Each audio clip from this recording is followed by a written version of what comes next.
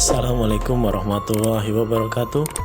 Kembali lagi di 1000 Kisah Nyata. Kang Mas dan Bayu pripun kabare panjenengan? Semoga sehat walafiat. Langsung saja pada video kali ini kita akan bercerita tentang anakku tewas di Gunung Kemukus. Aku adalah ayah dari 2 anak. Satu anak laki-laki berusia 24 tahun dan satu lagi perempuan yang masih duduk di kelas 1 SMA.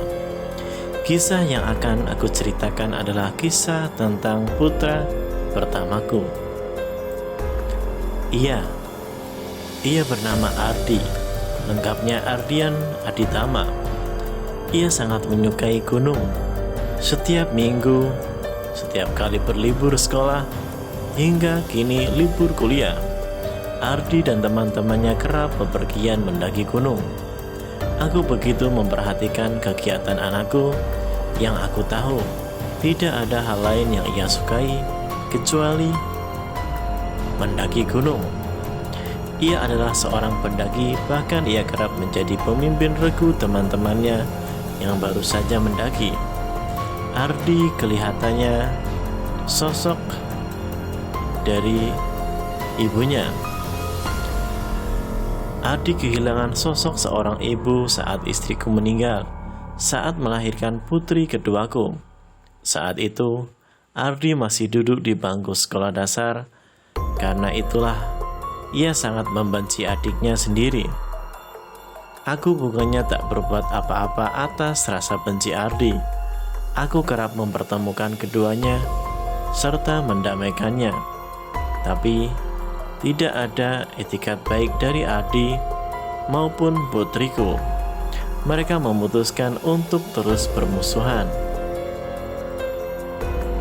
Meski demikian, keduanya adalah anak-anakku. Keduanya adalah satu-satunya yang aku punya saat ini. Aku tetap mencintai mereka. Aku tahu aku adalah sosok ayah yang buruk. Aku tidak punya kemampuan seperti istriku yang bisa dekat dengan anak-anakku.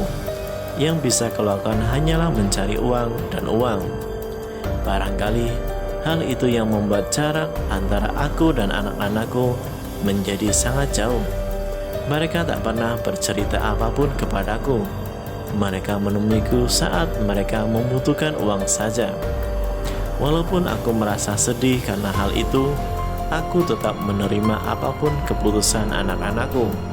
Selama aku dapat membahagiakan mereka, meski hanya melalui uang belaka, akan tetap aku lakukan. Malam itu, perasaan aku tidak enak. Hanya ada aku dan putriku di rumah. Ardi pergi mendaki bersama satu orang kawannya. Tidak biasa ia pergi hanya membawa satu orang teman saja. Selain karena faktor itu, cuaca yang sedang hujan deras beserta badai angin yang tiada henti membuat perasaanku semakin tidak nyaman. Aku selalu memikirkan Ardi malam itu. Kuhubungi ponselnya, jelas saja tidak aktif. Aku tahu di atas gunung tidak akan ditemukan sinyal. Namun malam ini pun tidak biasa. Biasanya aku akan merasa biasa-biasa saja dan menunggu barang 2 atau 3 hari anakku akan tiba. Kali ini rasanya lain. Aku seperti akan kehilangan Ardi. Entah mengapa, pikiran buruk itu terus muncul dalam benakku. Namun, aku mau lebih lanjut untuk melupakan apa yang ada di benakku. Malam itu aku tidak tidur sama sekali. Keesokan harinya aku tetap berangkat kerja, meskipun tubuh lelah karena tidak tidur semalaman. Aku hanya menunggu kabar dari Ardi tiba di rumah, pikirku. Sore menjelang, waktunya aku pulang kerja. Sesampainya di rumah, aku temukan kamar Ardi dalam keadaan kosong. Lantas aku bertanya kepada putriku. Ia menjawab tidak tahu dengan nada ketus.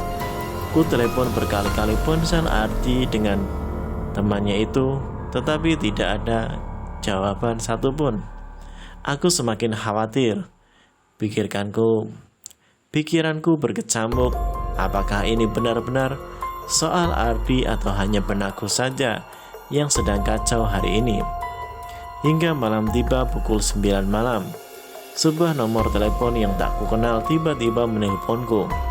Hatiku semakin tidak enak memikirkan siapa gerangan yang menelponku itu. "Halo, benar dengan alamat," kata seorang pria di seberang menyebutkan alamatku. "Iya benar, ini siapa ya?" Aku menjawab. "Pak, kami dari kepolisian. Ingin mengonfirmasi bahwa ditemukan jasad yang tidak dikenal di area Gunung Kemukus membawa KTP atas nama Ardian Aditama." Seketika tubuhku pun lemas.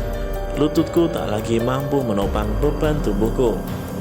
Aku pun tertunduk lesu. Aku berlutut entah kepada siapa. Aku lemas, sangatlah lemas sekali. Meskipun demikian, aku tetap optimis. Barangkali itu bukan Ardi anakku. Meskipun jasad itu membawa KTP putraku, aku tetap yakin anakku tidak apa-apa. "Halo, Pak, halo. Jika Bapak mengenali orang yang sesuai dengan KTP yang kami temukan, silakan Bapak datang ke lokasi saat ini." Polisi di seberang telepon kemudian memberikan alamat lengkapnya. Seketika aku ajak Putri menuju lokasi kejadian. Aku ingin cepat-cepat memastikan apa yang sebenarnya terjadi kepada anakku dan apakah anakku selamat atau tidak. Untuk menuju ke sana aku menghabiskan waktu 12 jam dengan mobil pribadi. Daerahnya sangat jauh dari rumah di kota kami. Aku tak peduli asalkan aku tetap menemui putraku. Sesampainya di sana, fajar masih saja belum menyingsing. Kusambangi kantor polisi untuk menanyakan kasus ini lebih lanjut. Polisi yang ada di tempat itu mempersilahkan aku untuk menunggu. Hampir 4 jam aku menunggu hingga terlelap di kantor polisi tersebut. Sekitar pukul 9 pagi, tibalah satu polisi yang mengaku menelponku kemarin. Lalu ia membawa kami ke rumah sakit. Di sana kulihat teman Ardi yang sedang dirawat di salah satu ruangan. Ia tak apa-apa katanya. Tidak ada luka di tubuhnya kecuali cairan tubuhnya yang habis karena kelelahan yang sangat ekstrim. Ia menangis seketika melihatku, meminta aku untuk memeluknya. "Maafkan saya, Om. Saya tidak bisa menyelamatkan Ardi," katanya. Mendengar ucapannya, aku kembali tersungkur, hampir pingsan. Namun, aku kuatkan kakiku agar aku tetap bisa mendengar cerita tentang Ardi. Kami mengamalkan sebuah pesugihan yang dapat membuat kami kaya. Syaratnya kami harus menemui seorang laki-laki tua di atas gunung dan mengabdi kepadanya, kata teman Ardi bercerita. "Kemarin kami mendaki gunung itu dan menemui lelaki tua. Ia meminta kami mengabdi kepadanya 1 hari penuh.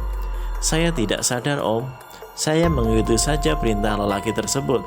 Ternyata, menurut penuturan warga sekitar, kami berjalan-jalan di atas ketinggian tanpa memakai alas kaki sekalipun.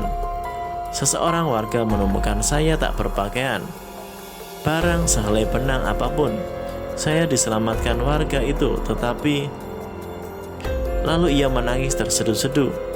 Menangis sejadi-jadinya, ia meminta maaf kepadaku. Bahkan teman dari anakku itu berusaha menjatuhkan dirinya dari bangsal demi berlutut di hadapanku. Sudah, jangan menyesali apa yang terjadi. Ardi telah pergi. Tidak ada lagi yang bisa kita lakukan," kataku sembari tetap mengucurkan air mata. Menurut penuturan polisi, Ardi ditemukan di sebuah lubang di atas gunung tanpa sehelai benang pun. Saat dilakukan penyisiran, ditemukan barang-barang yang tak dikenal dan di sanalah KTP Ardi berada. Sembari lemas, kupaksakan berjalan menuju tempat Ardi berbaring di kamar jenazah. Untuk yang terakhir kalinya, aku berharap itu bukan Ardi. Aku tatap wajah tampannya. Ia terbujur kaku Aku lihat jelas bagaimana ia meminta pertolongan yang tak ada orang satupun di atas sana untuk mendengarkannya. Ardi anakku, kini kau telah menyusul ibumu. Maafkan ayahmu nak. Seketika aku terjatuh dan tak tersadarkan diri.